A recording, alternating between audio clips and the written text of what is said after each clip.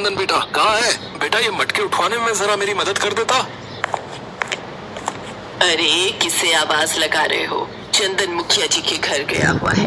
बोल रहा था उनके बेटे किशोर ने गांव के सब बच्चों को अपने घर बुलाए हैं। जरूर कोई नई चीज से मंगवाता है, गांव के बच्चों को चिढ़ाने के लिए बुला लेता है।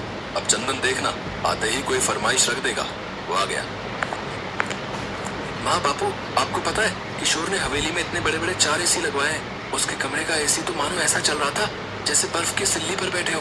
बापू काश हम भी एसी में रह पाते, इतनी गर्मी पड़ रही है, एसी के अलग ही मजे हैं। बेटा, हमारी इतनी गुंजाइश नहीं कि हम मुखिया जी की तरह घर में एसी लगवा सके। किशोर भी ना तुम लोगों को न जाने घर पर क्यों बुला लेता है। उसे पता है कि हम गरीबों की इतनी हैसियत नहीं है कि हम उसके जैसी जिंदगी जी सके। तू मत जाया कर किशोर के घर। अच्छा, मैं घड़े बेचने जा रहा हूँ, थोड़े घड़े बनाने बाकी है, वो तू बना लेना।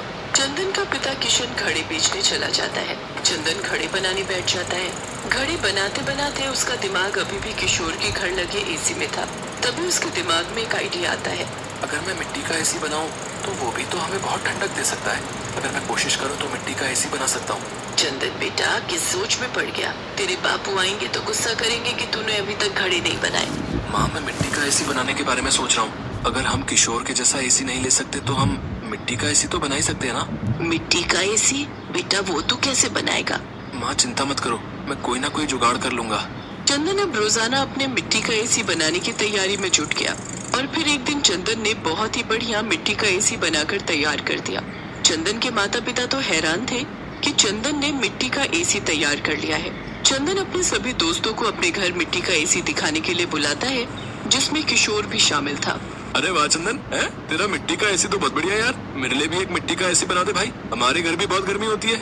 हाँ बना दूंगा, चिंता मत करो, मैं तुम सबके लिए मिट्टी का एसी बना दूंगा। अरे मेरा एसी बहुत बढ़िया है, तुम्हारा ये मिट्टी का सस्ता एसी मेरे एसी के सामने कुछ भी नहीं है। किशोर, एक तो चंदन ने इतनी मेहनत से ये एसी तैयार किया है और तू उसे गलत बोले जा रहा है। जा, हमें तेरे से बात नहीं करनी यार, जा। देख लूंगा तुम सबको, मैं जानते नहीं हो, मैं गाँव के मुखिया का बेटा हूँ। किशोर गुस्से में वहाँ से चला जाता है। अरे तुम्हें उससे ऐसी बात नहीं करनी चाहिए थी। चलो जाने दो, जब उसका गुस्सा ठंडा होगा अपने आप आ जाएगा। माँ बापू आओ ना, हम सब इस एसी की ठंडी हवा का मजा लेते हैं। चंदन, तूने तो वाकई में बहुत बढ़िया एसी बनाया है रे। ये तो बहुत ठंडक दे रहा है, पूरा कमरा ठंडा हो गया है भाई। ठीक कह रहे हो, हमारा चंदन सचमुच बहुत दिमाग वाला है। पड़ोस के सारे लोग अब इससे ही ऐसा एसी बनाने के लिए कह रहे हैं। हाँ माँ, मैं सबके लिए बना दूंगा, कम से कम गर्मी में सबको परेशानी तो नहीं होगी।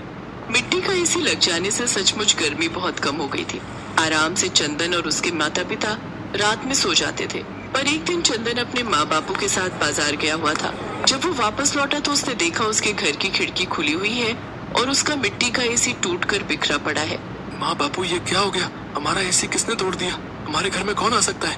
क्या पता कोई जानवर घर में घुस आया हो और वो एसी को तोड़ गया हो। मैं तो खिड़की का दरवाजा बंद करके गई थी, खिड़की कौन खोल सकता है?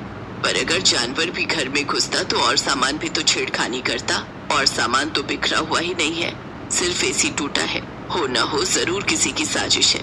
तभी एक लड़का चंदन के घर आता है। चंदन, तेरा मिट्टी का एसी किशोर ने तोड़ा है। वो हंसते हुए अपने घर के नौकरों को ये बात बता रहा था। तब मेरे बापू ने सुन ली। तुम तो जानते ही हो बापू किशोर के घर पर काम करते हैं। बापू, किशोर ने ऐसा क्यों किया? मैंने उसका क्या बिगाड़ा था जो उसने मेरा एसी तोड़ दिया? मैंने कितनी मेहनत से बनाया था बापू। तभी मुखिया जी किशोर के साथ आ जाते हैं। अरे मुखिया जी, आप आइए आइए। किशन, मैं तो किशोर को यहाँ माफी मांगने के लिए लेकर आया हूँ भाई। किशोर बेटा, सबसे माफी मांगो। मुझे पता चल गया है कि किशोर ने चंदन का एसी तोड़ दिया है। ये बात मुझे इसकी माँ ने बता दी है। भले ही मैं गांव का मुखिया हूँ, पर मेरा खुद का बेटा गलत करे ये मैं कैसे बर्दाश्त कर सकता हूँ? अभी ये छोटा है, मैं इसे अभी तो समझा लूंगा ताकि बड़े होने तक इसे सही गलत काम की पहचान हो जाए। किशोर बेटा, तुमने चंदन का एसी तोड़कर ठीक नहीं किया। चंदन से माफी मांगो। मुझे माफ कर दो चंदन, मुझसे गलती हो गई। मैं घबरा गया था कि अगर तुम्हारा मिट्टी का एसी आ गया है तो अब मेरे दोस्त मुझसे दूर हो जाएंगे। मेरे पास कोई भी खेलने के लिए नहीं आएगा क्योंकि तुम सबके घर के लिए मिट्टी का एसी बनाने वाले हो। पहले मेरे एसी के बहाने सब बच्चे मेरे पास खेलने के लिए आ जाते थे, पर पिछले कुछ दिनों से कोई भी मेरे पास नहीं आया, इसलिए मुझे तुमसे ईर्ष्या होने लगी और मैंने तुम्हारा एसी तोड़ दिया। अब कोई बात नहीं किशोर, मैं नया एसी बना लूंगा। पर तुमने ये कैसे सोच लिया कि मैं और बाकी दोस्त तुम्हें छोड़कर चले जाएंगे? हम तुम्हारे दोस्त हैं यार, और दोस्त कभी एक दूसरे से अलग नहीं होते। तभी सारे बच्चे वहाँ आ जाते हैं। किशोर और चंदन एक दूसरे के गले लग जाते हैं। ये तो मुखिया का बड़प्पन था कि उसने अपने बेटे को अच्छी सीख दी। चंदन फिर से एक नया मिट्टी का एसी बनाता है। चंदन खुश था कि उसने एक बार फिर मेहनत करके मिट्टी का एसी बनाकर तैयार कर ही लिया। चंदन और उसके माता पिता बहुत अच्छे स्वभाव के थे। उन्होंने अपने पड़ोसियों की भी मदद की और भरी गर्मियों में थोड़ी राहत मिल जाए इसके लिए मिट्टी का एसी बनाकर उन गरीब गांव वालों को भी दिया। सब गांव वालों ने चंदन की बहुत तारीफ की। बहुत समय पहले की बात है। हस्तिनापुर गांव में सूरज के अस्त होने का समय हो गया था और चांद के निकलने का। तभी सूरज चांद से कहता है, अरे भाई एक बात बताओ, जब भी तुम आते हो तो कोई तुम्हें आदर सम्मान देकर प्रणाम क्यों नहीं करता? ऐसा बिल्कुल भी नहीं है भाई, कई लोग मुझे भी प्रणाम करते हैं और मैं तो जब भी आता हूँ सारी दुनिया जल चढ़ाकर और सूर्य नमस्कार करके मेरा स्वागत करती है, किंतु मैंने आज तक किसी को भी तुम्हारा स्वागत करते हुए नहीं देखा। चांद और सूरज की ये वार्तालाप हस्तिनापुर गांव के निवासी सुन रहे थे। तभी बिरजू कहता है, हम तो सिर्फ सूरज को ही अपना भगवान मानते हैं, चांद हमारे लिए कुछ नहीं है। नहीं, ऐसी बात नहीं है। चांद भी हमारे लिए भगवान समान ही है। चांद भी हमें रोशनी देते हैं। सूरज भगवान तो हमें रोशनी और धूप देते हैं, लेकिन चांद वो हमें क्या देते हैं? लेकिन सारी रात तो हम सोए रहते हैं, तो फिर उस रोशनी का हम क्या करेंगे? हमें चांद की जरूरत नहीं है। हाँ, अगर चांद नहीं भी आएगा तो हमें कोई फर्क नहीं पड़ेगा। हाँ, उसका होना ना होना एक ही बात है। तुम ये क्यों भूल रहे हो? करवा चौथ वाले दिन इन्हीं की पूजा करने के बाद तुम्हारे लिए रखा गया व्रत पूरा होता है। लेकिन शुरुआत तो सूरज भगवान की पूजा से ही होती है। गांव वालों की बातें चांद और सूरज बड़े ध्यान से सुन रहे थे। उनकी बातें सुनकर सूरज तो खुश हो गया, लेकिन चांद थोड़ा उदास हो गया। फिर सूरज चांद से कहने लगा, देखा, हस्तिनापुर के लोग भी मुझे ही अपना भगवान मानते हैं और उनकी नजर में तुम्हारी कोई अहमियत नहीं है, परंतु मैं भी तो इन्हें रोशनी देता हूँ और अगर मैं ना रहूँ तो मेरे बिना इनकी जिंदगी भी अस्त व्यस्त हो जाएगी। ये तुम्हारी गलतफहमी है।